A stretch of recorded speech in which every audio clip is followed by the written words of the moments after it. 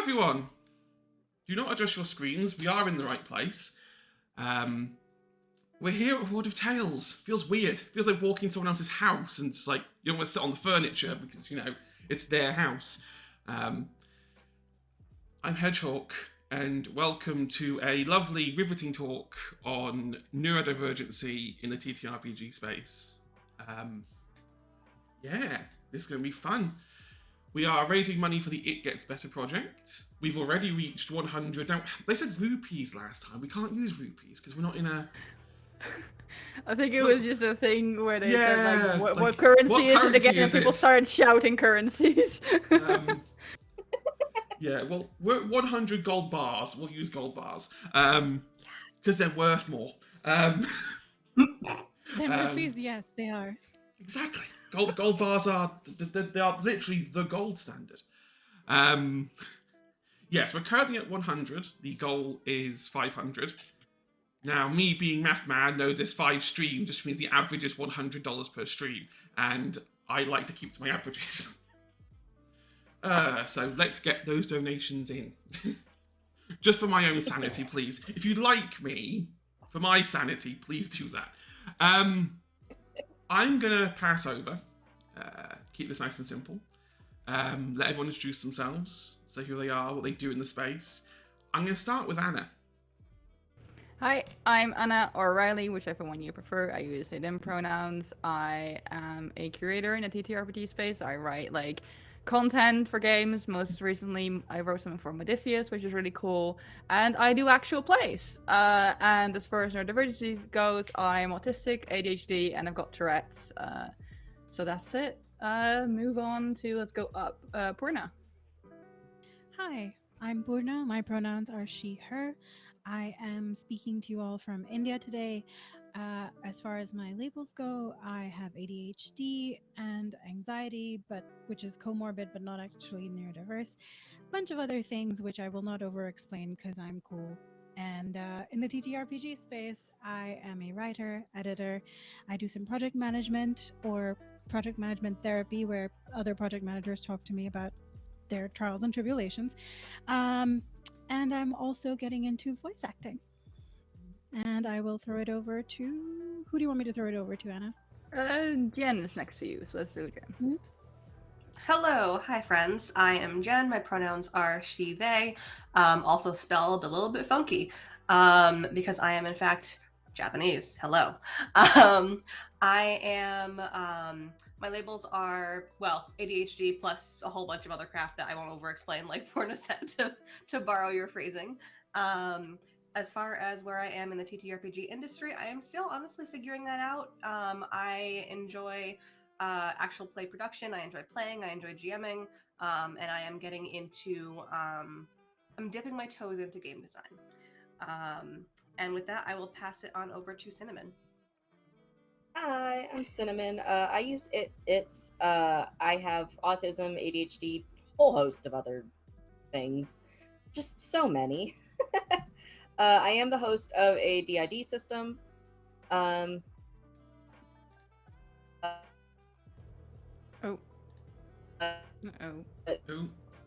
It's unlikely that you'll ever see anyone else here.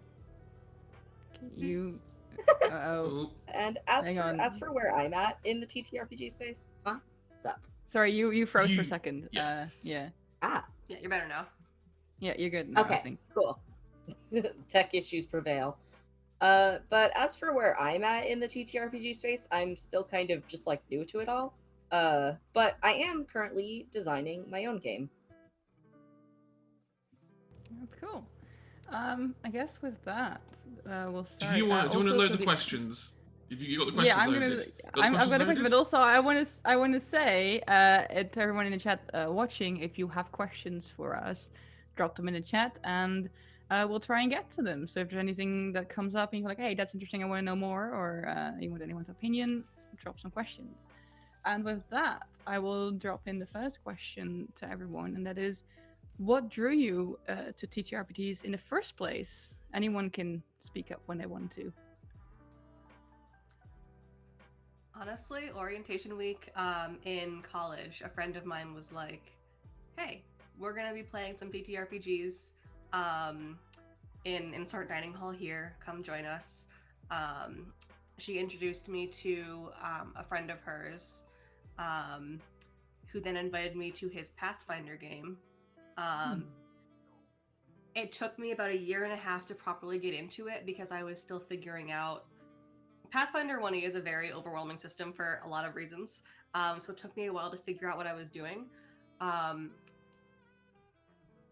But then the GM introduced.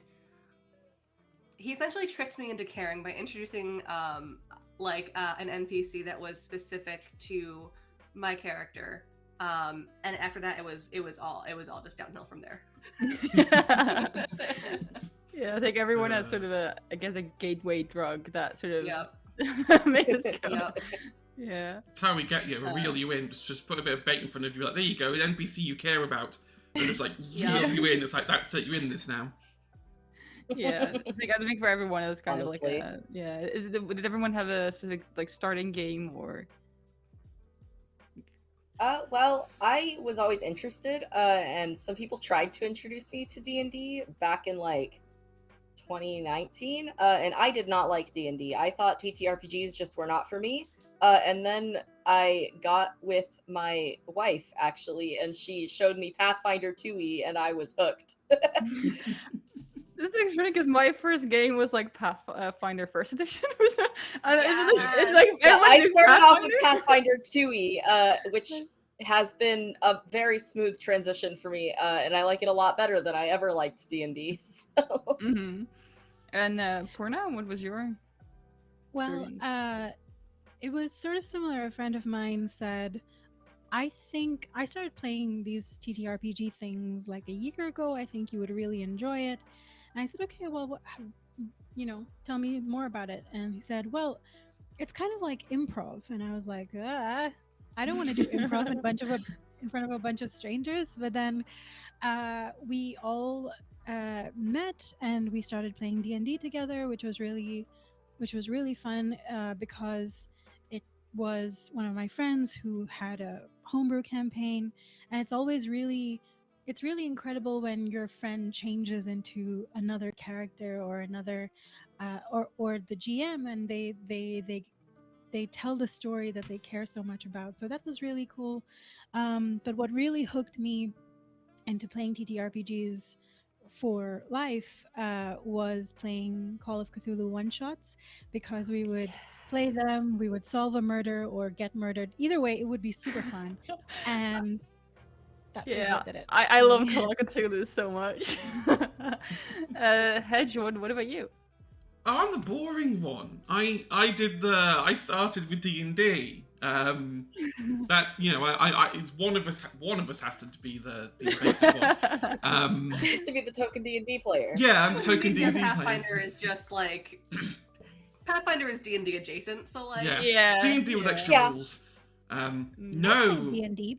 Yeah, no. I got pulled in because a group of friends I was with all played D&D. They didn't want to play. None of them wanted to GM, and they're like, "We know that Hedge has hyper focus. If we just give him the books, he'll start reading them, and he'll want to do something." I had the books and they're given to me, and it's like, just read these. You'll find them interesting, I promise. About 2 weeks later, it's like, we have a whole campaign now. And we're also streaming it. And we're also GMing for the first time, because on some level, I must really want to challenge myself way too hard. I can't believe that you just like the first time ever GMing on stream. You didn't even start at home. You just started on stream for your first time GMing. That's wild. First time to me. GMing, first time playing That's TTRPG, first time streaming. Basically, all the firsts you'll ever do, put them all in one basket, and then go, look. I like getting things done, as quickly and efficiently as possible. The most efficient way to get past your first is do them all at once. I guess that's true. Hedge is a person who goes to a pool, looks at the deep end, and goes, "I think it can be deeper." Yeah. I've left the swimming pool. I've gone to the lake outside and gone, that looks more my thing. Yeah, I guess also like what I've noticed entering like the TTRPG space, and it's also going to be my next question. Is there are so many neurodivergent people here. Why do we think that is? I mean, for me, I think it's the novelty and the variety that's available, right? So, for so many people that are neurodiverse, or at least, I mean, I can really only speak to the ADHD experience. Getting to play different games, there being so many different games for different moods, and a lot of them being so accessible in terms of the price, because people really price them, especially indie creators price them like anyone who loves what they're making does, low enough that people can afford it most of the time. So that is also really nice. I think I just being able to go from cozy game to scary murder mystery to horror themed painting game that lets you scare other people. I don't know, I don't want to reveal too much about my preferences, but yeah, it's all great. And yeah, so to be continuously stimulated, unless you take the reins in a long running campaign, and have that control, just being able to play whatever you want in different in short bursts, I think is the main thing for me. Yeah, that makes sense, honestly. And kind of building off of that, part of it for me is it's like Purna, kind of like how you were saying, at different times you are going to want different things. And I don't know about you, but I am very particular about the mechanics that I am in the mood for at any given time. Yeah. With the sheer variety of TTRPGs out there, obviously it'll take a while to build up a knowledge of them enough so you'll be able to, think like, oh, I'm in the mood for this. That system works perfectly. But once you have that knowledge, especially if you have access to other people who have that knowledge, it becomes so much easier, and it solves a lot of problems that I had back when I was just playing Pathfinder. When I was like, man, I wish I had something with, not 50 different skills. It just becomes, That's real. right? It just becomes much easier to find something that fits the style of play that you want at the time. Yeah, exactly. Yeah, and it's like there's definitely like there's something for everyone where TTRPGs are concerned. Just like all the time, there's always going to be a genre for you. And also, I think it's kind of just nice to like have something that you can kind of chew on with your friends or whoever you're playing with at the time. And that's always just nice to kind of, it's like a shared insanity, which is always pretty fun for neurodivergent people when everyone's just all in the same thing at the same time. Yeah, I think those are like really like interesting points, because I honestly, personally, it's variety. Even though I've got ADHD, it doesn't, for me personally, doesn't really matter much. I very much like. I'm like the kind. I think in that case, my autism takes over a little bit more. Where I'm like, if I know something, I get attached to something that I know and that like I feel comfortable and safe in. And I think for me, what I think also for a lot of people works, that real world is tough, y'all. Like, and like it's nice to just, I guess, have a moment where you just get out of there. Yeah, to get out of there, just play something, like be someone else for a little bit, and like just, or and immerse into like a different world where you have similar problems, but you've got different problems, and they're not specifically your problems. So I think that's also something that brings them together. And I also noticed that in general, just neurodivergent people tend to be nerds a lot. I think it's just that sort of, I guess, fictional aspect what people really like, where it's like just getting to focus on something else and something well, that's also I think neurodivergent people just tend to have kind of a thing of like projecting, and so projecting on like a character that you make and kind of getting really fixated on them is really good for us. Yeah. That's also actually that's a good segue to the next question I have, is what do you think that TTRPGs have to offer that might be beneficial for neurodivergent people? So like you said, you can project on a character, maybe that will help you think about things, or are there any other things you guys think that would be beneficial? I think I mean, that again, it's nice to just get into like a fantasy world. Sorry. We no. both kind of started talking at the same time there. I think it is just kind of like beneficial to kind of get out of like the real world into something that you can just kind of have fun with and enjoy yourself in. And that's just a nice experience, I think, for like, especially for neurodivergent people. Like, it's a good experience for everyone.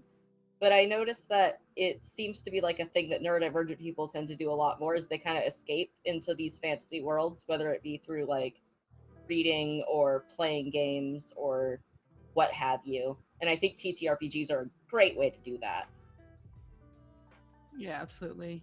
Purna, what were you gonna say earlier? Well, I mean, I agree about the escapism. I think similar to how theater in the Western world evolved from sort of epic theater to more like perfectly made plays, things that people can relate to on an everyday life kind of way, is kind of similar to the trajectory of the TTRPGs that I've seen. You know, big epic battles or big epic adventures that you can have in a wholly fleshed out world, to things that are cozier and things that just let you have more of a semblance of control over your life, or a fictional version of your life, and that is really nice. But it's also sort of,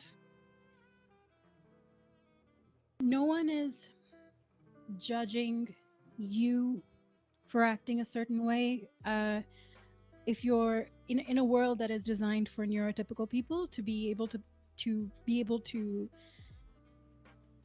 exercise all the instincts that you might have, that you may be masking or tamping down in other ways in your everyday life. It's nice to be able to do that within game, whether it's through magic or other physical abilities or just anything. Really, it's nice to be able to give into the chaos. Yeah, I agree. And there is one thing that I have noticed that I don't know about y'all. I am very conflict averse. I don't like getting into arguments. I don't like getting into fights. One thing that TTRPGs have given me is the opportunity to get into conflict safely. Obviously, make sure you go through safety tools with your table, because I obviously have run into problems back before safety tools were so widespread, where like things didn't go so well. But I almost said hashtag asterisk. When you use safety tools correctly, they can be very helpful in helping me see the benefits of being able to disagree in a healthy way, and hearing, I don't think that's a good plan, / I don't think that's a good idea, and not take it as personally as I otherwise would. I have noticed that since starting my TTRPG journey, I have gotten much better, and much more comfortable at conflict, even if it's just like small conflict. I've got that RSD. We love it. Yeah, I know it. It's gotten a lot better since I started playing. Yeah, that's definitely also actually a good combination of the other question I had. It was like if if TTRPGs have made like anything in the real world easier, and like what you said, I definitely agree. Like I feel like I'm also very bad with conflicts, and I feel like through TTRPGs I find it a lot easier to like not just like sometimes as a character you have to start conflict. If there's a bad guy, you want to have a go at them. But like it's definitely made it easier for me to sort of you're on the spot, you have to sort of improvise on the spot like arguments, and it definitely sort of helped me stop freezing up when someone's like would accuse me of anything, or if there's like some kind of conflict going on. So that's I definitely agree. It definitely something that helped. I also have heard some people who say that like TTRPGs have helped them be more flexible when plans change, for example, because nothing ever goes according to plan in TTRPGs. So, is there anything else that you guys feel like that's helped you in any way? I mean, honestly, just kind of like that same point of like, yeah, it does wonders for your flexibility and for just generally, I feel like interacting with people, because when you can interact in a safe space, like playing with your table, as someone who is not you, it definitely is helpful for real world. It helps you apply those to real world, even if it's not like instantaneous. It happens over time. And I think I would add to both those things, which are true for me as well. I think I would add that it's helped me because I'm sure this is an experience that some of you are familiar with, having something in your brain that you feel is like you cannot access some information or some skill or something like this. And I feel like playing TTRPGs has helped sort of unlock some facet of creativity. I think being able to tell stories in a different way, imagine perspectives in a different way, imagine fictional worlds and world building in a different way, I think has definitely been different. Just like, reading more fiction is bound to broaden your horizons. I think it's very similar. Yeah, I think so. Hedge, I haven't heard you in a while. And You got I'm that- I'm sitting in the corner vibing, you know me. I personally, it was getting used to the idea that you can fail. Failure is a thing, because anyone who's worked with me will tell you that I am a perfectionist to the nth degree, and everything has to succeed.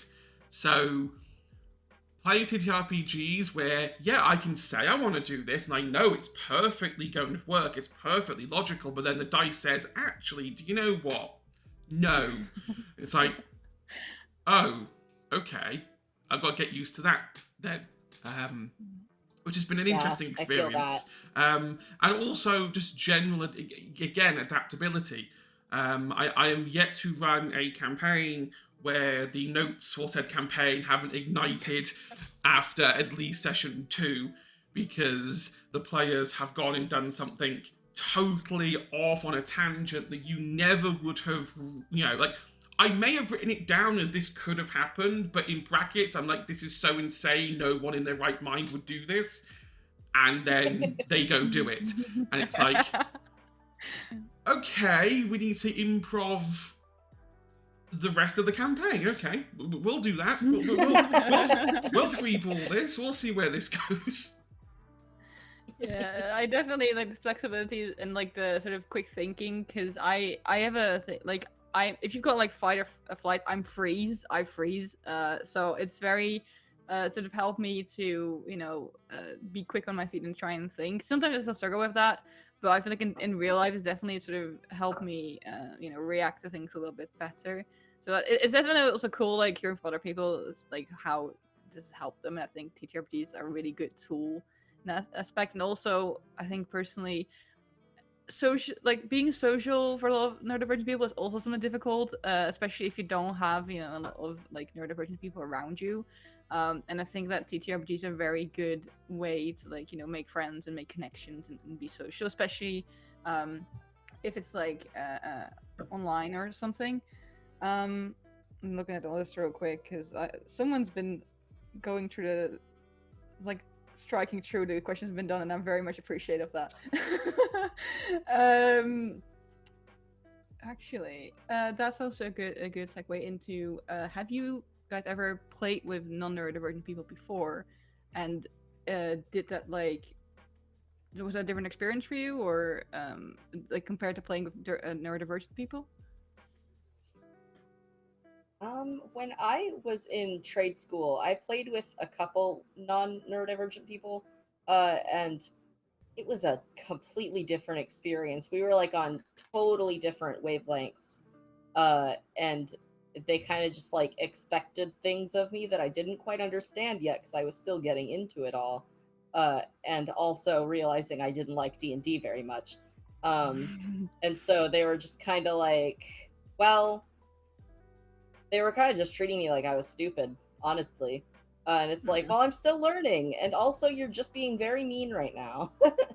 Yeah, I feel like I've played with non-neurodivergent people before, and I feel like they have a lot less patience, I guess. Because I'm also someone, like, I often don't get things in one go. Like I need something. Like I get confused a lot, and I misinterpret things a lot, and I'm and always like I get asking questions. yeah, and like overwhelmed a lot, and then people sort of like sometimes expect you to know things, and I find that when playing with neurodivergent people, everyone's very understanding and patient, and is willing to explain something to me like 5 times if they have to. Yeah, it's And like that's someone is more willing to explain things to me like I am a child. yeah, exactly. Yeah, I need things. This is the thing with this is actually what happens to me like with a lot of things, like not just TTRPG, but just and learning anything in general. Explain it to me like I'm 5. Like and that's how I Literally. understand. It's like I'm quite smart. I just need something very simple, you know, to and I need it to be understand. broken down further. Yeah, exactly. And just a step by step. And yeah, that's definitely. And I feel also when I've been playing with non-neurodivergent people, I don't know how to explain how exactly it's different. It's just the vibe is different. It's like I feel like they're I don't know. I think there's a lot less. I feel like it's more serious in some way. Like someone Well, they take it. I don't know. So I don't know. yeah, the first game that I did stream / GM / do everything on, that was all non-neurodivergent bar me.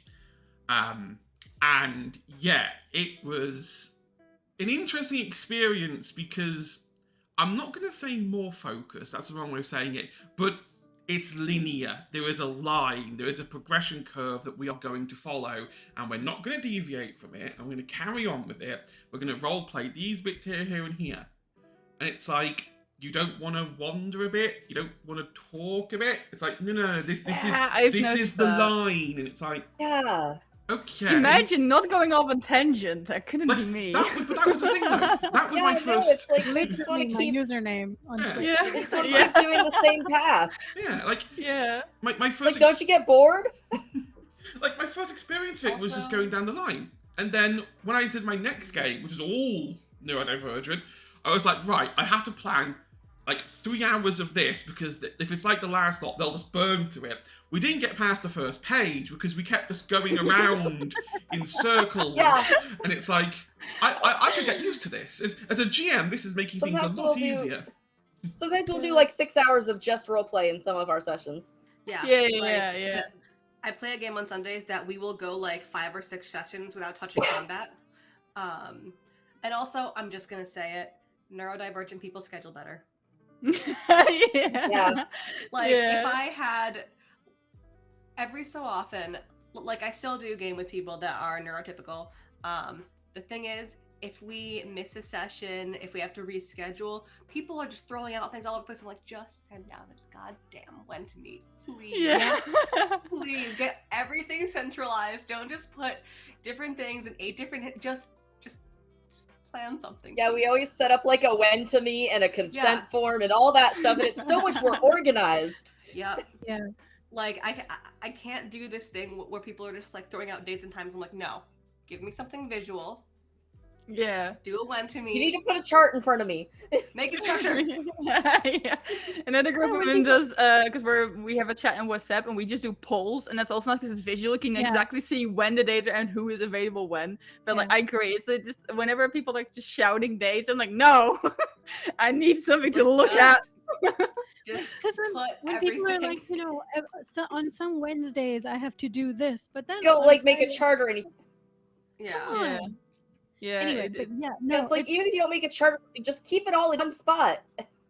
Yep. Confine it. this has been your neurodivergent reminder to get organized. But no, so I was gonna say that the other thing is that I think one of the games that I played was there are 4 players and 2 of us were neurodivergent and 2 of us were non-neurodivergent, and that was really interesting because 2 of us wanted to go off on all the tangents and do all the and got hyper fixated on random details that the GM was like sometimes really thrilled about because they had done a lot of prep for it, and sometimes the GM was like, what? And you know, so it was great. We gave the man some healthy heart exercise, but the neurotypical people were just like, but we just have to fight the thing and then we get the thing. Why are we what? Yeah, no. No, Yeah. I agree. That's definitely. It's like I feel like I mean, I don't want to generalize, obviously, but a lot of them feel like very sort of goal focused rather than just Goal-oriented, yeah. trying to like create a story, I guess, or like trying to have some See, fun. It's about the journey. Yeah. It's not about the Yeah. end goal. Exactly. Yeah. Something friends made along the way. Yeah, Literally. exactly. But that's the thing. I think it's very emblematic of the way that why it's so difficult to work in an official capacity with people who don't make room for other working styles, because you do have the same thing that you're like, okay, we need to figure out how to work together as an adventuring party or as a group of intrepid heroes, whatever. And however you want to phrase it, it still means having patience for other people's working styles. And I think when you have had the experience of having to experiment and find a working style that works for you, or having to reflect on a bunch of habits or patterns that work for you and work well within different professional avenues, I think you're much more likely to hold space for others and how they would go about adventuring. So I think that's I don't know if patience is the right Yeah. phrasing, but certainly holding more space for others and how they might work is I guess something I've noticed consideration. with more. Yeah. Yeah. Also, speaking on flexibility, I'm looking at this question like I'm gonna have to change these to match the topic. So I'm gonna change the question a little bit, because we're like you said, you need patience, which is I guess a bit of accessibility, and accessibility is a topic that is quite important in TTRPGs. Have you ever like experienced any like accessibility issues? Like we've said already, like people not being patient, for example. It could be a group that wasn't willing to accommodate you, or just a game, like a game that was completely inaccessible to you for whatever reason. Hedge already knows which one I'm going to talk about. I think I'm having that. Not if I get there first. Yeah, the Vampire the Masquerade book. Listen to me, White Wolf. You can make a bloody better book. Okay, that book is a mess. It gives me. No, actually, we played a bit of Vampire the Requiem, and those books are so badly organized. Yes. Oh my god. So we played Vampire the Masquerade with Hedge as a GM. It was my first time playing this game, and like I remember during session 0, I was presented with the PDF. I looked through it, and like I have a very low frustration threshold, which means that if I get frustrated, I cry. And I was reading through it, and I was on the verge of tears, and I was like, "Can someone please help me?" I've been there. I've literally had to like put down a book and just like tell like our GM to just be like, "Hey, can you please just explain this to me in very simple terms, or like send me screenshots of what I'm looking for specifically, because I cannot navigate this thing." Is this? Yeah, I literally just I think it was Hedge and then Callum, because they also I think had played before, or Inez. I don't know. I think everyone had played except for me. I just asked the whole group like, "Hey, I'd never. Oh, you had before. and you. I just picked the book up and went, I'll run this. It's fine. Yeah, and I just asked everyone like, can you guys like guide me through character creation and tell me exactly step by step what I need to do? Because I like it's like for people who haven't seen the book, it's like they've got 3 columns of text, which so that they're really small. Sometimes the contrast is really bad, and sometimes you're like reading and then it cuts off mid-sentence, starts 3 pages of lore, and then continues. And I'm like, or it's like they mention one thing and then you have to like scroll to the other end of the book to find the sort of the table or whatever you need to. It's honestly, I don't think like a book has ever made me nearly cry before except for that one. The irony is, once we were done with it, some of the fonts are terrible too. Yeah. When we were done with the campaign, they then released a whole new image thing that made the character creation actually like easier to understand. It's like we could have used you 3 months ago. Good lord. You know. Yeah. It's definitely like the. Yeah, sorry. Go ahead. No, please. No, I think it's definitely like accessibility is. I think a lot of people when they make books, they don't really think about like readability and like how, especially like Cinnamon also said, like some fonts are just really bad. And like I had some trouble with certain pages where the contrast was really bad, but also just the structure of it. Like I'm very much someone and I notice this with more books, it's not just this one, where they have like, okay, this is like character creation.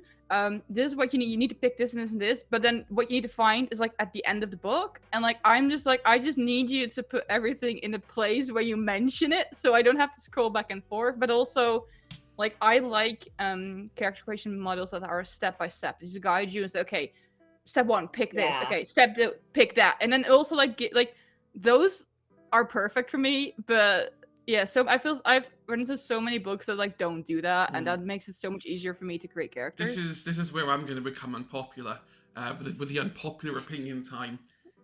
That's why I think the D&D books actually do it fairly okay, if not good, because it's character creation step by step, and anytime they mention something, they put a page number in Pathneses next to it, That's so you know true. where to go Yeah. to and then when to come back That to. is true. You might dislike the also system, have, but the like- book is okay. They also have some suggested choices, which is nice. Yeah, that's also really Mhm. nice. Yeah, definitely. Yeah. I think a couple of things that occur to me in terms of access is similar to what Cinnamon said. I think if someone has a lot of experience in playing something and then you're playing for the first time, of course they might they might misjudge how long it might take you to pick up the game. But also I think people don't always remember that there are so many people who have auditory processing shut down. So if you explain something to me for 40 minutes, I'm going to remember the first 5 minutes maybe that will keep running around in my head, and then the rest of it is just you vamping in the background and me looking at the PDF and matching some keywords with what you're saying. So I think people kind of I think they could underestimate how different people process information. And so if you are laying a puzzle in front of a group, and you need them to solve it to go on to the next thing, then okay, yes, there's a puzzle, you have the physical version, you have some explanation going on, that's great. But just understanding the game, I think a lot of people do actually have trouble understanding that auditory processing issues are a real thing. So some people need to read it, some people need to hear it, some people need both, some Yeah. people need to do it in different Yeah. orders. And And even in my neurodivergent friend group that I normally play with, like sometimes someone will go off on a tangent when I ask for something, and they'll try to explain it to me, and I'll just have to straight up be like, "You need to stop for a second. Yeah. Go I back. did not process anything that you just said. You need to like write this out for me in text because I can't.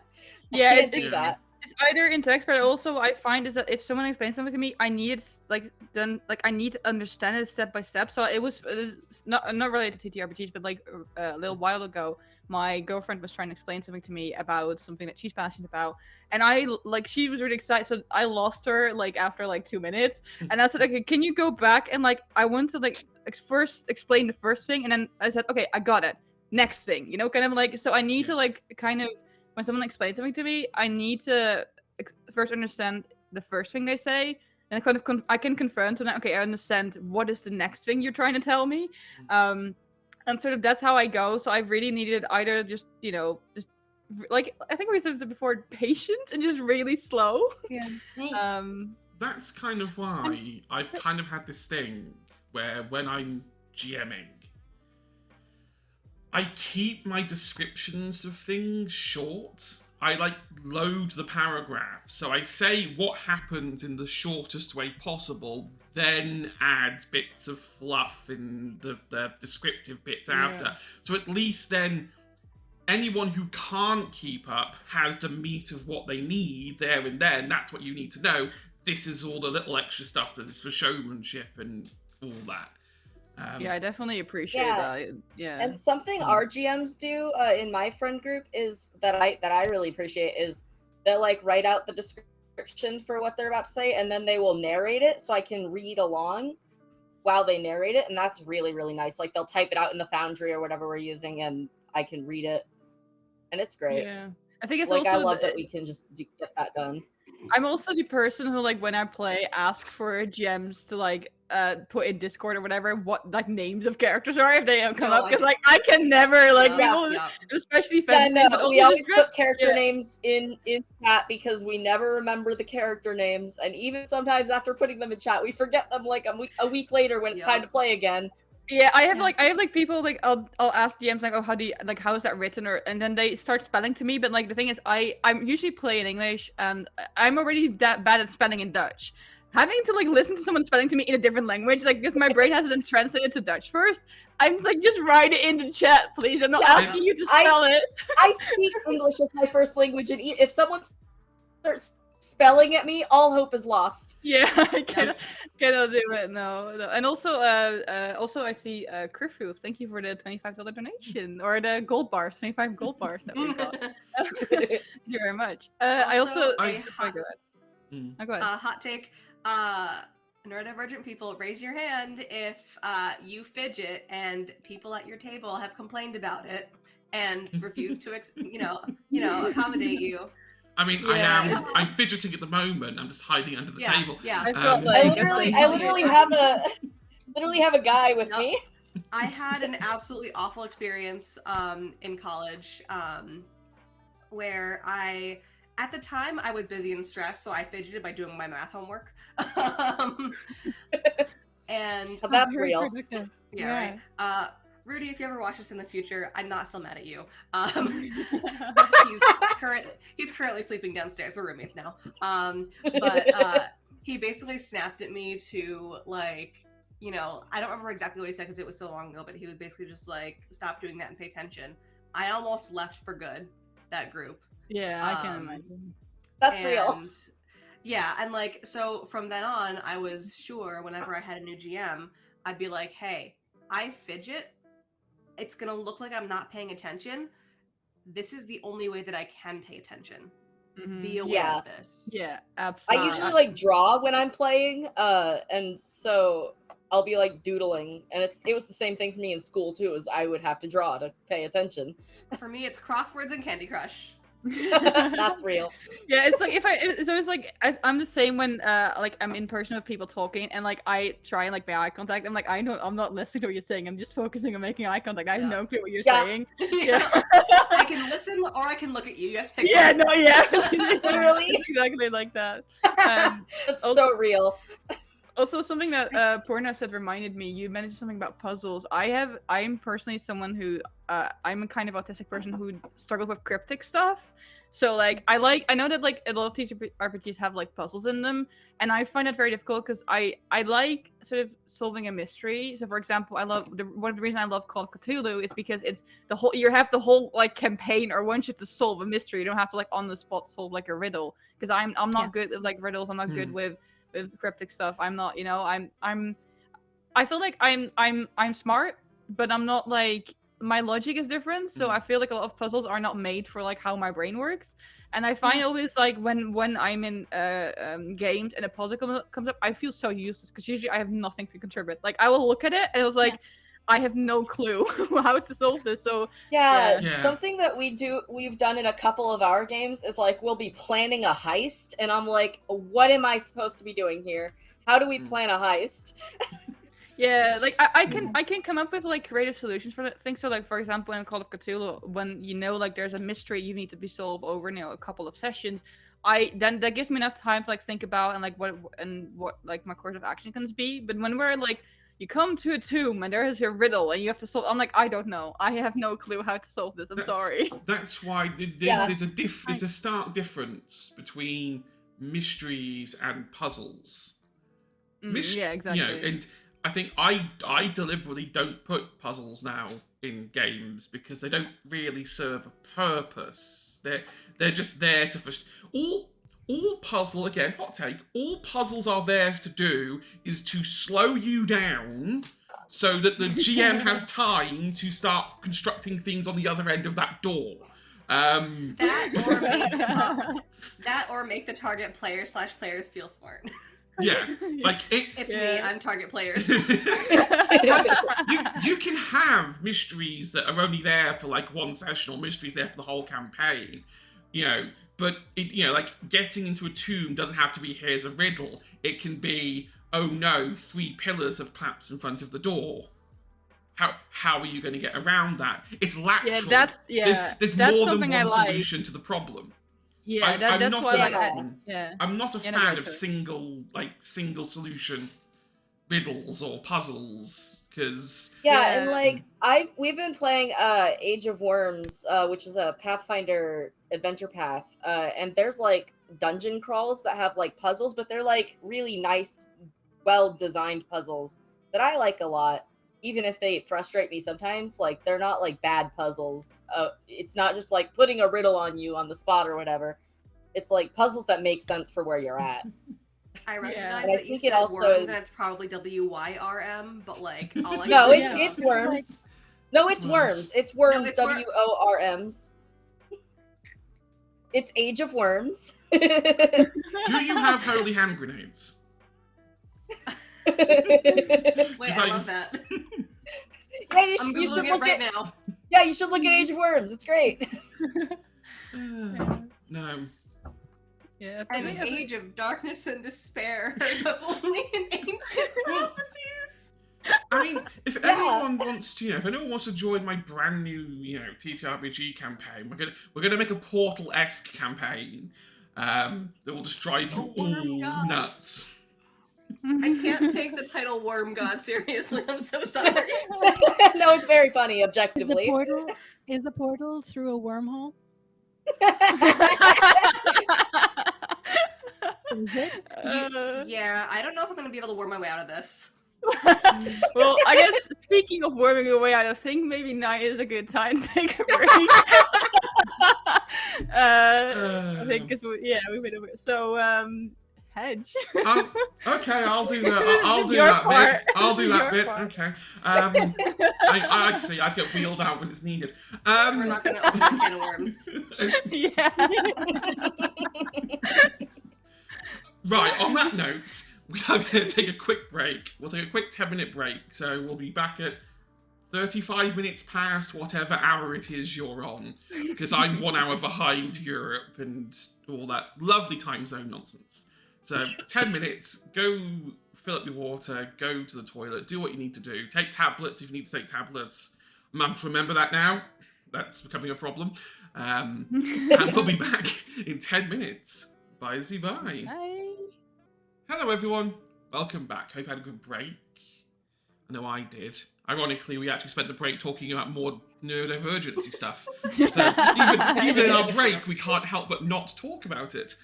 Just topics of like taking meds and stuff like that. Yes. It was a whole Yes, thing. medicine. I don't know about is- you, but I went and said hello to my wife. That's also nice. I tried to I eat a got more biscuit. coffee, which is today. famously good for neurodivergent people to take at 7 p.m. Oh, Exactly. yeah. Remember to take your meds, folks. Good Yeah. morning. Mm-hmm. Yeah, take your Yes. meds. Failing Alright, to take meds will result in bad things happening. So do take them. Oh, I just could feel my brain sort of leaving me. I'm like, oh, okay, I need to do something because I have to talk for like another hour and a bit. So hopefully we're good. But yeah, so we're back, and I have specifically a question for Jen and Porna because being neurodivergent and being PSE are different from being neurodivergent and white because identities overlap or intersect and influence each other. Have you ever like ran into issues with this? Like, for example, that there have been spaces that claim to be safe for neurodivergent people, but were actually unsafe for POC?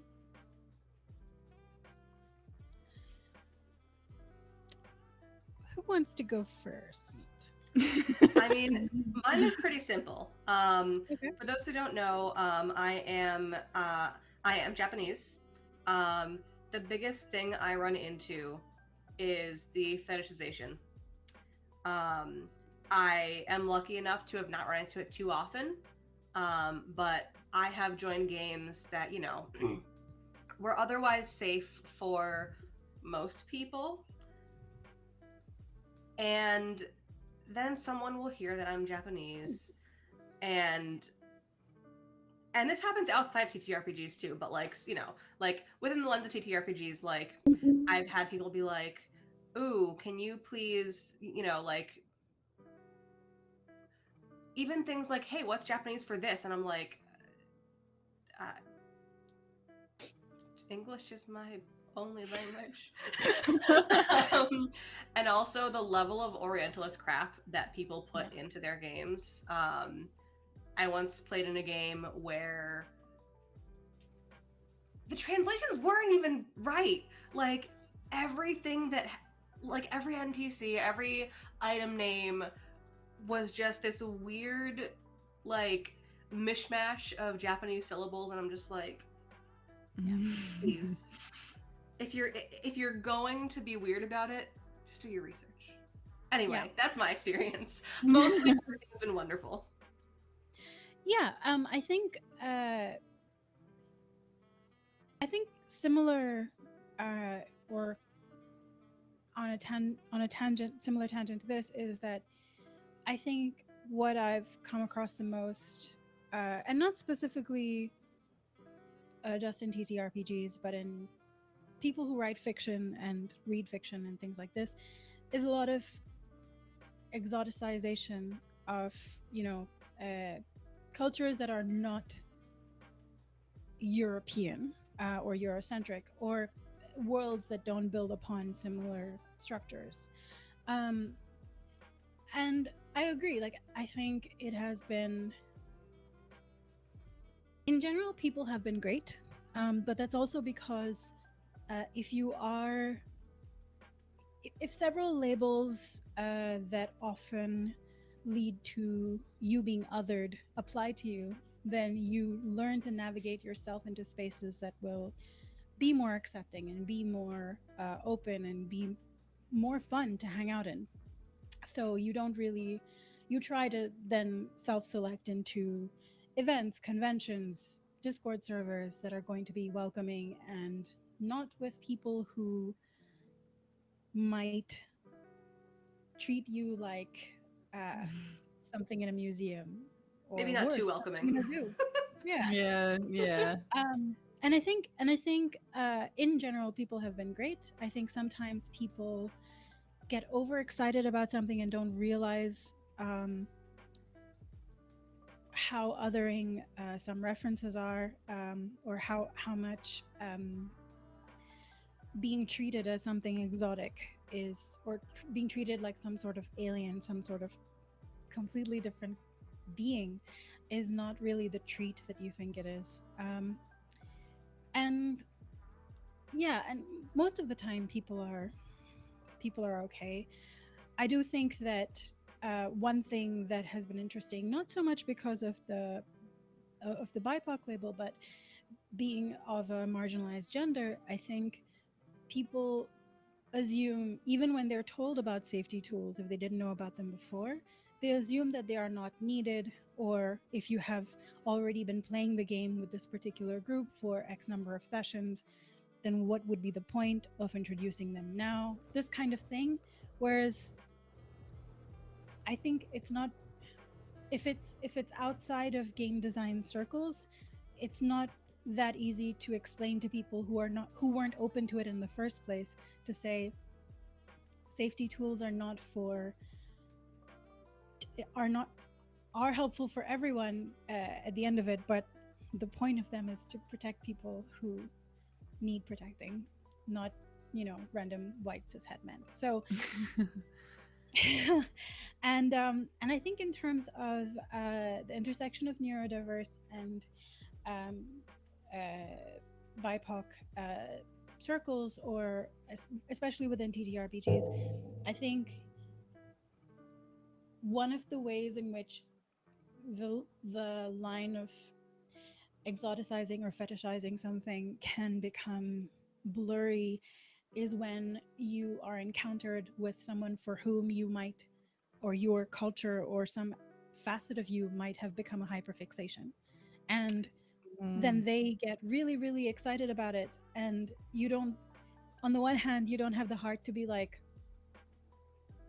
okay, on the other hand, you do want to say, I'm a human person and I'm not here for your entertainment. I'm here to play as another player at the table. So I think That's really sometimes good. this happens. And I think something that I wanted to say that kind of talks both to what we were saying before about accessibility as well as the intersection of different labels is that a lot of exclusivity comes from the references people make as well in actual plays or in whatever, like when people are saying it in core books and rule books and trying to say that, oh, when you are designing a character for in this particular module, you want to have seen this show or this movie or read these genre of books, and depending on what language you're playing in and what culture or country you're playing in, some of the references can be othering, and I think it's just something to be mindful of. That was really well said. I think also something you said reminded me that there is some games that make sort of a fictionalized version of, let's say, Asia or East Asia, or like a fictionalized version of Latin America or something like that. Is I guess also like people. I mean, I from my outside, I'm white, but from my outside perspective, like I think people like to sort of fictionalize, like sort of like see it as like something that's maybe like Make not you into a story. yeah, exactly. Make it into a story rather than acknowledging that these are actual cultures that exist and that you should probably do your research and treat them with respect and not just turn them into some sort of fantasy thing that doesn't make sense and is probably really offensive. But yeah, those are really helpful insights. Thank you. And on a similar sort of question for Cinnamon, because you, like you said, you have a lot of labels, not just autism and ADHD. And have so you many. yeah, have you come across any spaces that claim to be safe for neurodivergent people, but are just safe for like autistic ADHD people? Because people tend to, people don't think that neurodivergence is just autism ADHD. Have you had any experience like that? I haven't really ventured too far outside of like my friend group. So I haven't personally experienced a lot of that. Like there are some things that I've kind of had to like explain to my friend group who doesn't quite understand. And also sometimes with certain friends, like if we share like the same neurodivergency that isn't ADHD or autism, sometimes we kind of clash on that because it's like different experiences and whatnot. But I mean, I've had pretty positive experiences so far, but that's mostly because I haven't really ventured further out. Yeah, that makes sense. Are there like any things you can think about maybe that could pose problems or like have you...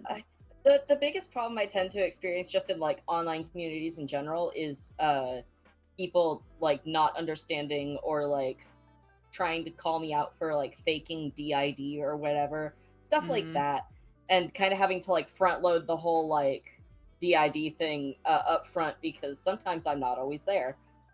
Yeah. And so that's kind of something I've had to get used to, just kind of front loading with like people I'm going to be around regularly. Yeah, that makes sense. And I think also another question that I might have is does from a DID perspective, does like playing other characters like make it does that like feel different for you, think? If I don't, just out of curiosity. I mean, not really. It's just like playing I've been role playing for a very long time, like not even with just TTRPG stuff. I've been role playing for a very long time. And sometimes like I think We lost it for a sec. yeah, we lost it for a bit. Characters will face tech issues yeah, again. yeah, sorry. Yeah, I think you're back now. Okay. Yeah, it's like with the characters, it's usually just like, well, sometimes they become me, sometimes they're like separate entities, and we don't all like and that doesn't always necessarily mean that like we're splitting into separate headmates. Yeah. It's just like it kind of just becomes like embedded in me, and sometimes with certain headmates that I share memories with, it'll be like, yeah, well, now they know this character intimately too, but it's mostly me who knows the characters. Okay, yeah, that makes sense. Thank you also for that perspective. I guess sort of going back to accessibility, what can people do to make a game more accessible? And you can think about like actual plays, home games, but also game design. I know that some people do with stuff with game design? Is there anything that you think could make games more accessible? Don't use 3 columns in a bloody book. Yeah. Exactly. And like I guess in general just like have like good contrast, good fonts. I think also like with a lot of games they're being play tested, but I think also someone should like go through the book and like read and make sure it's like accessible. Absolutely. Like I'm in the process of designing my own TTRPG right now, which is a conversion of a JRPG that I play. And so in the process of that, I've also been kind of trying to make sure that like, hey, these instructions make sense. They're in an order that makes sense. When I convert it to a PDF and whatnot, I hope to get it formatted in a way that is readable, like has a nice big font, especially for me because I am almost legally blind. And also I struggle with like color contrast and stuff. And so having like that kind of thing of it being readable is very important, like, and having it be organized is just, it's so important to keep everything in correct orders. And also I recently read like there's this one Power Rangers TTRPG that I paged through, and that thing was an absolute nightmare. If you thought like the Vampire the Masquerade books were bad, the book that I picked up is worse. I think I've heard that before. I think didn't Callum say the same. It is borderline unreadable. Yeah, I think I've heard that. It's not supposed to be the for best. Also, for the love of God, don't put a massive wall of text on a page without anything to break it up. Yeah. No, oh my god, I hate that. Like, I understand there's a lot of information to get in that page. Break it up somehow, whether it's, you know, like a table, you know, an illustration. But like my brain, it sees a big wall of text and suddenly I forget how to read. Yeah. Yeah, absolutely. And with another thing with, again, the Power Rangers book, like, this is something that I complain about with certain books too, is don't front load all your lore in the first page. That's not the most important thing we should be getting into here, unless specific parts of the lore are important to your character creation. Don't, like, just put a huge wall of info dumping about the lore that is unreadable. I tend to skip over that, honestly. I go straight to, like, how do I play this game? Rather than reading all the I don't lore. want to read the lore first. Put the lore near the end or whatever. Yeah. I'll read it there when I've gone through the rest of the book. I think one thing that I would say for access in other countries outside of the States would be to have, because so much of the printing of TTRPGs happens there. I think people who want to support indie designers or any of the TTRPG companies really need to be able to not have to pay shipping that basically requires you to take a second mortgage on your home or sell a kidney or something. So it would be nice to have like a print on demand version for your wherever you are, or if there's especially for indie designers where there's like a, you know, if and for mini games which are more zine like in their printing, or just being able to collaborate more across, I mean, okay, shipping is a whole thing, be more available, I guess, but that is what that is something. But I think accessibility in terms of the actual content of the game being accessible, I think it would be useful for not just the larger companies, but even smaller companies. If you don't have the budget for a video, then even like an audio file, podcast style that says, you know, here are the chapters of the book, here's the TLDR, how to play, here's the like 2-minute audio file that with the person who designed the game or their friend who has just learned how to play telling you how to play. And so preferably not by the designers, I guess, because they sort of assume you understand all the background, although you might not. And just being able to have pronunciation guides or any kind of background that you might want. Essentially, if the whole idea is to tell a story or to bring someone else into your story, if they don't feel included, why would they want to be part of it? So Yeah. anything you can do to make the game feel more inclusive, and make sure that people who have, visual things that are visually accessible, things that are accessible to people with auditory processing issues, things that are downloadable, available offline without having to pay, $100 including shipping. People don't got that kind of money. Like we said at the Yeah. start of this, there are gold bars and there Absolutely are not. rupees, and they're not the same thing. So Also, on that note, I cannot tell you how many times I have picked up a game and like I really want to play this, and then on the website there is no character sheet. Mhm. Like I'm not asking Oh for yeah. I'm not asking for an online form. I'm asking for like a PDF of the character sheet, a downloadable. Just it's so like the number of games I've had to like either make my own character sheet for, or just like go hunting for someone else's character sheet. Yeah. The character sheet, put it on the website. Just make it Yeah. downloadable so that One of the people most who have the important game. things. Yeah. Yeah, it's one of Like- the important things. Yeah, like it's not like you're giving away the rules, it's the character sheet. Yeah, Yeah. I think that that's one of those things where like I have a lot of games in terms of accessibility is that I like characterization is like the first thing I do when I do a game. Like I try and like I usually create a character first and then I read through the rules. Like because I want Yeah, sort of same. that's usually what I do.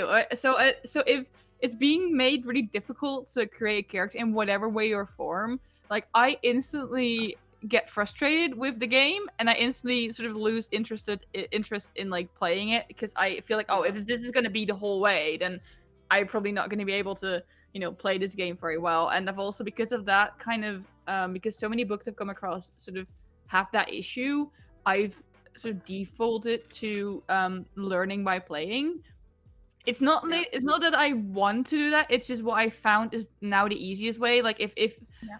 like I would prefer to know beforehand because autistic. I would prefer to know what I'm up to, what I can expect. But sometimes the book is and also like so much text. Like if I open a rule book and it has like 160 pages, I'm like my ADHD immediately goes like no way. I'm not gonna. I'm not, Important parts accessible. If I Yeah. cannot find the most basic, if I cannot find the most basic thing that I need to play the game, I'm not going to want to play the game. It is an Yeah. unfortunate fact because like I recognize people work hard on their lore. People work hard on the way that they present their content. However, like I do need to be able, if I can't look at a book and immediately pinpoint the chapters that I need to build a character, and if I can't find a character sheet that will accommodate everything that the book calls for, I'm not gonna want to play it. Yeah, and it's also, I think also like not just immediately finding the character things you need for character creation, but also finding like very quickly the basic things you need for the game. Like I don't need to read 3 pages of like a wall of text. Like I just need you to like very briefly, okay, this is how you play the game, this is what you do, this is what you roll, and then you can explain the rest. I just need like a very basic brief summary of what I'm gonna do, because otherwise I'm just not gonna get through it. Yeah, it's like some books will be like so rule heavy, and Yeah. it's like, can you explain this to me simpler? Yeah, Just for can you make like it the shorter? beginning sections. Yeah. I don't remember exactly which game I'm thinking of, although frankly I should, because the character sheet was so good that it had like breaking up even the empty boxes on the PDF, or the sheet also had little chunks, little tables that said, if you are in this position, this is what these are your options, like choose your own adventure, character style. And I was like, this is great, because especially for a person who learns by playing, being able to, if people are looking at you like, oh, it's your turn, I don't want to be like, I raise this rock and throw it at the villain. I don't know. Like Honestly, Blades in the wanna Dark have- does that really well, where the character sheet also comes with like a little cheat sheet. Blades in the Dark. Yeah, also that's does that. definitely like cheat sheet would be Love me some good. Evil Hat. Yeah. Yeah, just Yeah, like no- basic actions. It's super nice. I also remember, I think it was Paranoia who did like when character creation, you have sort of a flow chart. So it says, okay, everyone starts at 1, and then you pick something, and depending on that, you either go to 2 or 3, and then depending on that, you go to like 5 or so. It literally just takes you. Okay, if you choose this, go to step 5. If you choose this, go to step 6. And that was really helpful because I was like, okay, so I don't have to read the whole thing. I just need to. It exactly tells me if you do this, go there. Okay, I will go there. And it's very that was really nice. I think it was Paranoia. I'm not entirely sure, but I think it was. But yeah, that's definitely something. Also, oh, go ahead. Sorry. Sorry, no, I was just going to say, in response to something someone said in the chat, that if you are a neurotypical GM, I was just gonna get to that. you have neurodiverse players. Honestly, like, you don't need to reinvent the wheel to come up with solutions for them. Just have a conversation saying, hey, so do you have things that you have encountered in other games that are especially frustrating, or try and avoid those or rethink those? The players are going to be very happy to talk to you about how to make their lives easier, and you can honestly work together in finding solutions for the thing. Neurodivergent people love communication. Yeah, we love communication. We like direct communication. It's like, and it's not even necessarily like, what do you hate? It's also, what do you like? Like, what do you want? What do you want to see? That is how you, like, talk to us. It's funny because like people tend to think that neurodivergent people are bad at communicating, especially if we're autistic. And like, no, we like to communicate, but no one's ever a lot of people just don't listen or don't understand. But yeah, no, I've had communicate differently. Yeah, exactly. Ask us directly. What don't we like? What do we like? We will always tell you.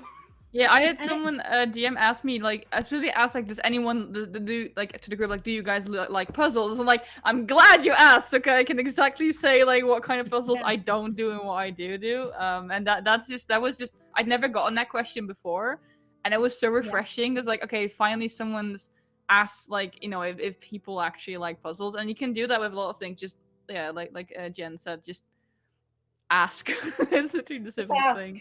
It's so easy.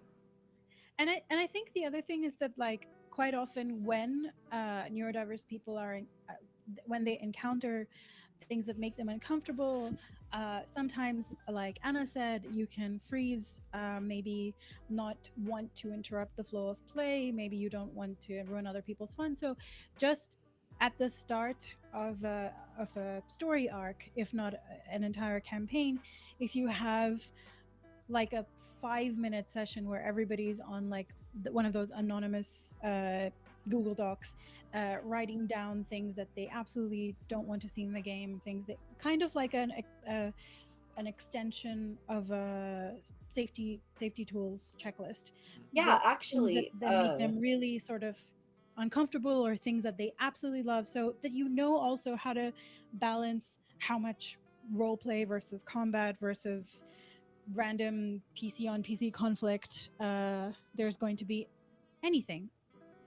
Yeah, and actually building onto that, our play group usually does, for each new game we start, we have the GM fill out a consent sheet of things that are going to be in the game, and then you can tick off boxes of things you're okay with and things you're not okay with. And that's been really helpful for us of getting that established before we even do anything. Yeah, I think also one thing I've noticed, so I'm kind of a player who likes to sort of take initiative and talk, but I've recently started GMing, and I think most of my group is neurodivergent, or at least either hasn't realized it or has self-diagnosed at this point. But I know there's sometimes there's like players that sort of don't take initiative because other people are sort of more in the foreground, and I feel like some neurodivergent people, this could be just anyone, but a lot of neurodivergent people also have sort of learned to kind of step back, and like especially if in day-to-day communications with like neurotypical people, we've all often, I think everyone is sort of used to also being talked over and being sort of ignored and not listened to. So I guess like if you notice that a player of yours, especially if you know that they're neurodivergent, isn't saying as much, like actively addressing them and saying like, like for example, character name, what do you want to do? Actually doing that, I think that really helps. And I've done that with one of my players, and I really noticed that they, like, after I've been doing that for a couple times, actually also started taking initiative, and actually, because they felt, you know, that they were a part of the story.